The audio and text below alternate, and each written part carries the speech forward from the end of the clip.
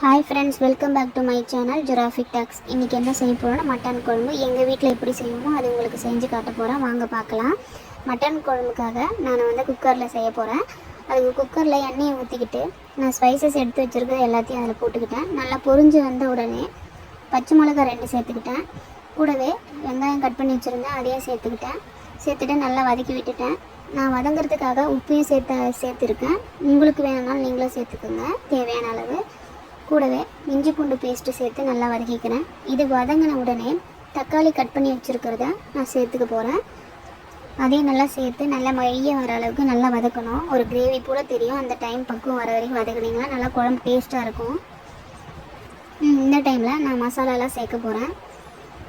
மஞ்சள் தூள், வீட்டு மிளகாய் தூள், மட்டன் 1 கிலோ, இதையும் நல்லா சேர்த்துக்கிட்டு மிக்ஸ் பண்ணி விட போகிறேன்.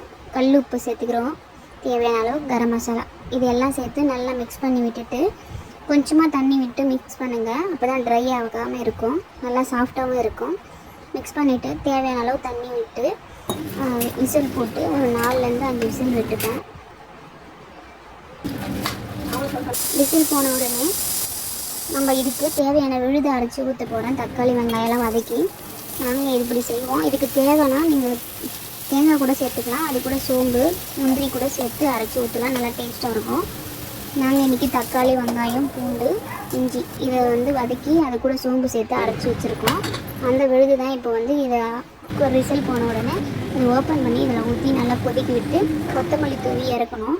அது இறக்குனாவே நல்லா டேஸ்ட்டாக இருக்கும். நல்லா எண்ணெய் பிரிஞ்சு வந்துடும். கொத்தமல்லி தூவியாச்சு. இப்போ கறி நல்லா சாஃப்டாக வெந்தாச்சு, ரெடி ஆகிடுச்சு. அவ்வளோதான். தேங்க்யூ ஃபார் வாட்சிங்.